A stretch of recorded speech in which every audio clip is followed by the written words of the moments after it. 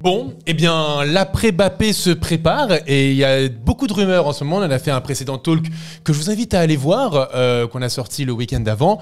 Et là, on va se centrer sur un cas précis parce qu'il y a beaucoup de rumeurs autour de ce joueur. C'est Xavi Simons. Oui, et puis il a encore marqué un très beau but. On a eu notre petite dose de, tu sais, la notif sur Twitter. Oui, absolument. Xavi Simons a encore marqué un classique. Voilà, donc qu'on le veuille ou pas, on suit forcément la saison de Xavi Simons. Absolument, on rappelle que Xavi... Simons Ouais. Faut se mettre d'accord au début du vidéo. Allez, Simons. Oh, j'aime bien dire ça.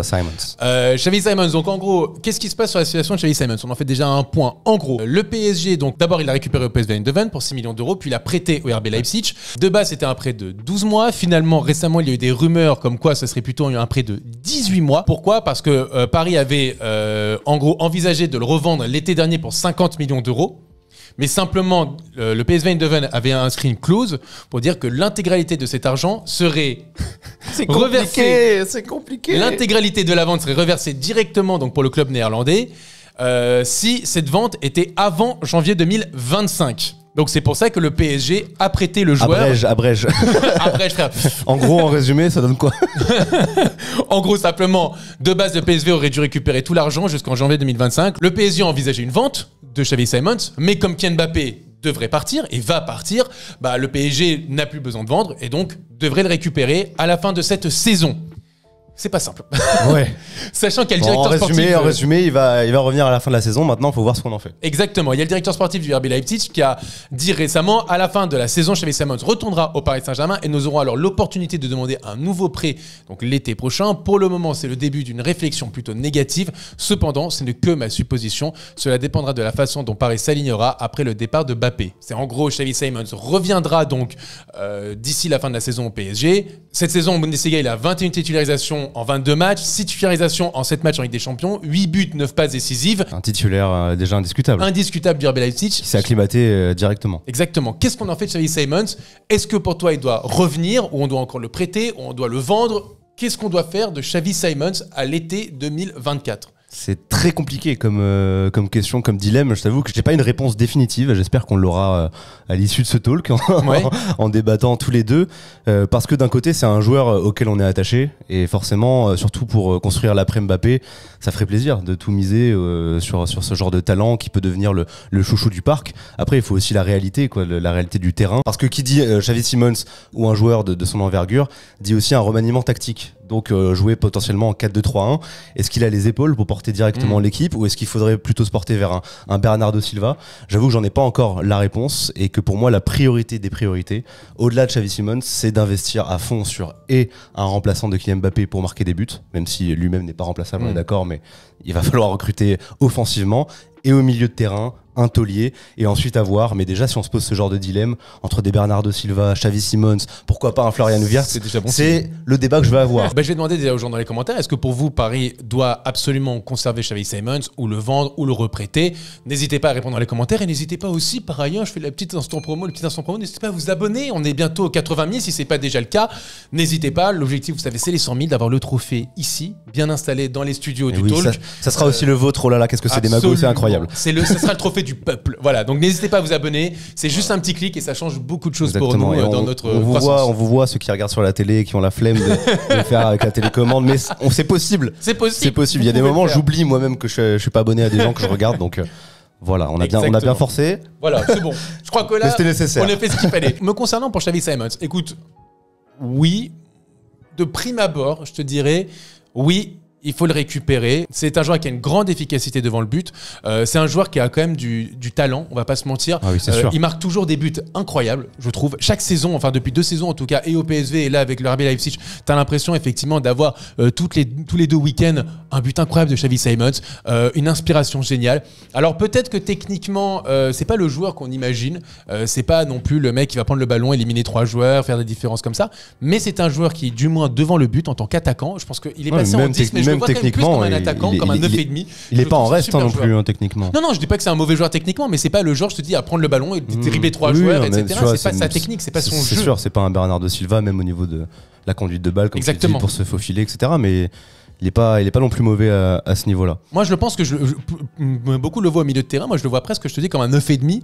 Un mec qui est quand même pas loin du but, assez axial, qui peut en même temps distribuer parce qu'il a une bonne intelligence de jeu et en même temps marquer des buts parce que c'est un buteur. On va pas se mentir. C'est exactement pour ça et pour son poste qui est si particulier, son profil aussi qui est particulier, qu'il faut être sûr que s'il arrive à Paris, on le place vraiment dans les meilleures conditions. Parce que lui, il a besoin de jouer, il acceptera un projet où il joue. C'est pour ça que la question se pose aussi d'un nouveau prêt ou pas. Et s'il est amené à évoluer chez nous, eh ben, il faut que tout le reste soit béton. Je viens de capter un truc, on porte pas les casques. C'est vrai. On s'en fout, mais c'est trop tard. Mais je viens de le capter. Parce que je me suis dit, tiens, je t'entends un peu bien. Un écho un peu. Ouais, c'est ça.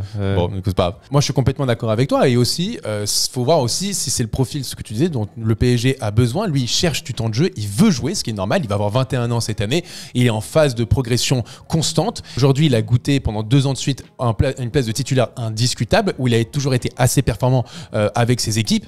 Maintenant, Xavi Simons cherche non seulement à jouer, mais à être titulaire. Et dans ce nouveau Paris Saint-Germain, le Paris Saint-Germain post-Kylian Mbappé, entraîné par Luis Enrique, moi je pense que ça peut être une superbe opportunité. Maintenant, la question à se poser, c'est est-ce qu'on prend Xavi Simons et on le récupère et c'est un Titi qui aime le club, vraiment, on sait qu'il est attaché, ou alors, il y a une autre possibilité, essayer de récupérer Xavi Simons pour essayer de le vendre, on parle de janvier 2025 ou autre, à un prix qui sera quand même très élevé parce que les jeunes joueurs techniques, capables de marquer, qui sont efficaces, qui ont été efficaces dans le championnat néerlandais comme en Bundesliga, on sait que ça vaut beaucoup d'argent. On l'avait vu par exemple dans une moindre mesure, mais quelqu'un comme Randal Kolo Muani qui vient de la Bundesliga, qui a été payé 85 millions d'euros par le PSG, à Anthony qui venait directement du championnat néerlandais et qui a été payé quasiment 100 millions d'euros. Est-ce que le PSG pourrait aussi faire ça, le vendre derrière pour récupérer une grosse somme d'argent pour pouvoir réinvestir par exemple sur un Florian Wirtz ou un joueur comme ça? Après ton exemple justement de ce championnat, ça me laisse aussi songeur sur la qualité réelle du joueur, même si ça se voit évidemment qu'il a un truc, qu'il a une patte, qu'il a un énorme potentiel. Donc on peut se poser la question de s'il est prêt, oui ou non, pour être un titulaire, même indiscutable, c'est ce qu'il veut, dans un top club. Donc je pense qu'il faut aussi évaluer ce paramètre-là, parce que évidemment en Bundesliga, il dévore les espaces, mais il se fait aussi dévorer physiquement déjà. Alors on l'avait vu contre le Real Madrid, il provoque beaucoup de fautes, donc c'est aussi un point positif, mais j'ai aussi du mal à l'imaginer parfois en Ligue 1 face à un bloc bas où il va se faire bouger. C'est une question qu'on peut se poser. Sous Luis Enrique, je pense que ça peut être assez intéressant parce que c'est un joueur quand même qui fait les efforts, c'est un joueur qui est assez mobile, qui a aussi une bonne qualité de passe, c'est ce que je disais tout à l'heure, et Luis Enrique aime bien ce genre de joueur et aime bien développer ce genre de joueur dans ses qualités. Maintenant, c'est sûr qu'en Ligue 1, c'est pas pareil qu'en Bundesliga, on le voit justement avec Randal Kolo Muani, mais on l'a vu en Ligue des Champions durant toute la phase de poule et là récemment contre le Real Madrid, où des 4 offensifs, je trouve que c'est celui qui s'en est le mieux sorti. C'est celui qui a créé énormément aussi de différences. Il a manqué peut-être ce petit truc en plus, mais voilà. Non, mais lui, il avait fait le taf. C'est Sesco qui a vraiment Sesco, même Openda, j'avais trouvé assez poussif et Olmo qui revenait de blessure et que je trouvais pas incroyable. Et Xavi Simons, je trouvais qu'il avait vraiment pour le coup respecté son statut. Mais tu ne réponds pas à ma question. Qu'est-ce qu'on en fait? Est-ce qu'il faut le garder? Est-ce qu'il faut le vendre derrière? Ah là, mais c'est trop dur ta question. On parle de Bernardo Silva ou de Florian Wirtz. Imaginons. À choisir. Tu préfères prendre Bernardo Silva ou Xavi Simons?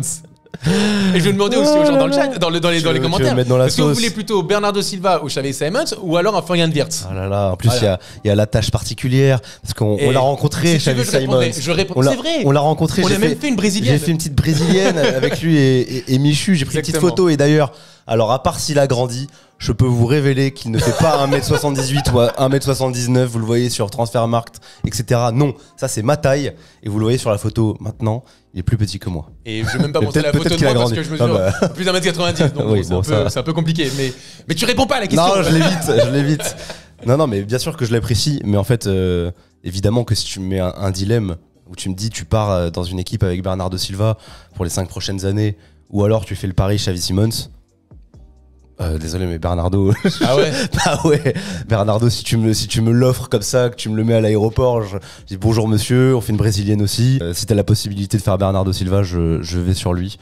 Mais voilà, encore une fois, si on a ce genre de dilemme, Florian Wirtz, j'ai pas encore assez de recul. Je te dis vraiment, il y a le côté confirmé de Bernardo et de joueurs de grande classe qui cochent absolument toutes les cases dont tu as besoin pour un milieu offensif dans ton PSG. Donc si tu as la possibilité de le faire, après il faut voir, tu vois, si tu peux renvoyer Xavi Simons en prêt, si ensuite il peut revenir, enfin je sais pas. C'est difficile, encore une fois, d'y répondre, de claquer la porte comme ça directement. En plus, à un joueur pour lequel on a un certain affect. Et j'ai envie d'y croire en plus, dans ce genre de joueur.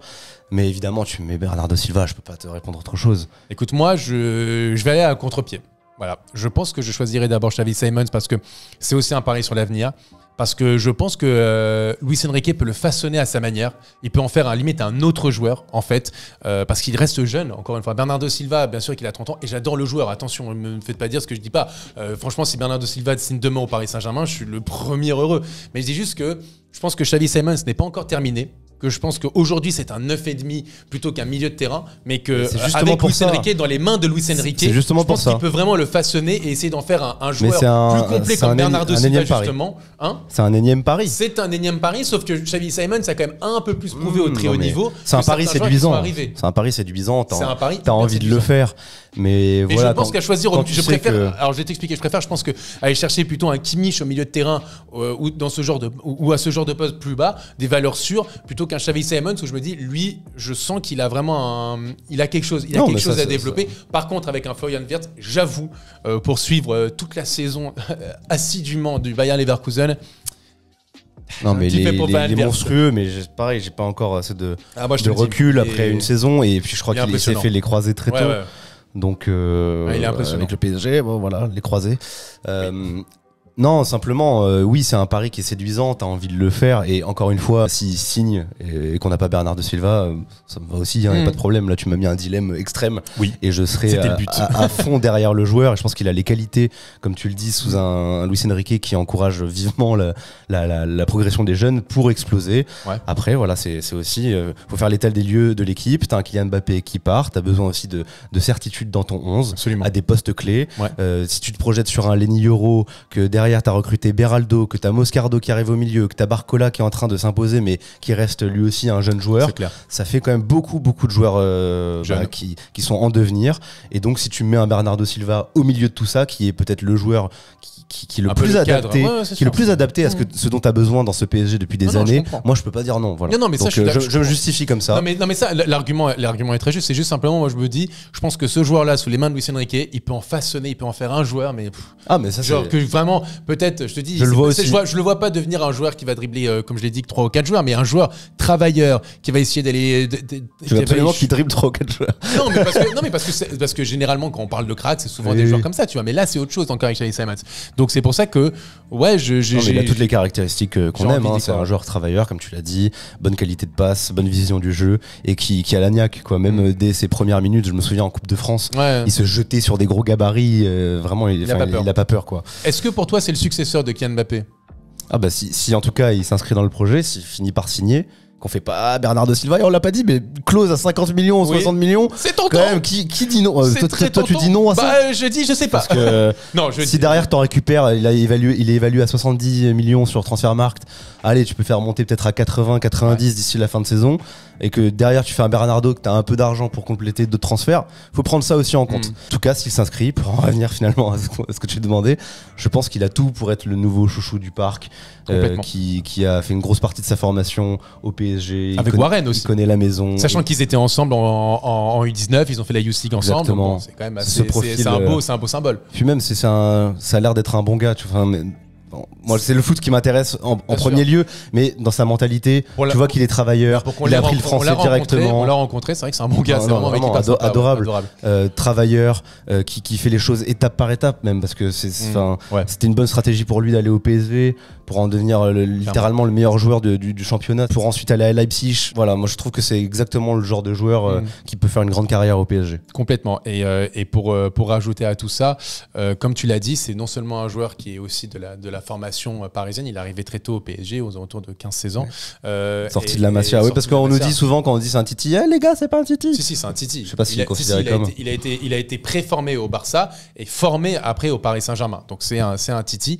Et en plus de ça, c'est un joueur qui a énormément de respect, par exemple, pour des joueurs comme Messi, comme Neymar. Il en parle avec beaucoup de bienveillance. Ces deux joueurs et c'est ce PSG-là où il a été, lui a énormément appris dans l'exigence. En tout cas, ça serait bien de le voir avec le maillot du Paris Saint-Germain dès l'été 2024-2025. Peut-être récupérer le numéro 7, pourquoi pas. D'un certain KM7 XS7. Ouais. Dur à dire. Pas dingue. Bon, pour répondre quand même à la problématique en elle-même. Oui, parce que ça fait un moment que je t'ai posé quand même cette question. Je tourne en rond comme d'hab, mais voilà, évidemment qu'Mbappé n'est pas remplaçable en tant que tel. Ça ne sera pas le nouveau Kylian Mbappé. Par contre, il pourra devenir, je pense qu'on s'accorde à le dire, voilà, un joueur clé du projet qui pourra contribuer, je l'espère, à faire passer un cap à ce Paris Saint-Germain, et ça tournera par un projet sain, équilibré. On dirait qu'on parle d'un régime, mais évidemment Mbappé c'est un joueur de toute façon qui est irremplaçable. On a toujours dit le jour où Paris se séparera de Mbappé, ça sera impossible de remplacer ses stats. En revanche, d'un point de vue collectif, d'un point de vue de ce qu'il peut apporter avec Luis Enrique et pour le groupe dans son ensemble, Xavi Simons peut être un élément important à l'avenir pour le Paris Saint-Germain, pour la construction de ce nouveau groupe et donc de ce projet qui se met en place pour les prochaines années, même à court terme. Peut devenir un des symboles du Paris Saint-Germain d'aujourd'hui et de demain. Je pense que ça va se jouer aussi avec un joueur comme Warren Zaïre-Emery qui va prendre encore une autre dimension. Merci en tout cas, ça a été un petit talk un peu chill, voilà, comme ça, sur Xavi Simons, c'est un peu cool, voilà. N'hésitez pas si vous aimez ce genre de talk un peu sur des sujets, pas des gros sujets, des petits sujets comme ça, on improvise et puis voilà. Exactement, on espère qu'il va nous placer des petits peng, comme dirait Jean-Charles Sabatier. Exactement. Tous les week-ends dans Ligue 1 et bien plus. Exactement. Ciao tout le monde, bonne journée. Mais Bernardo Silva, c'est pas mal aussi.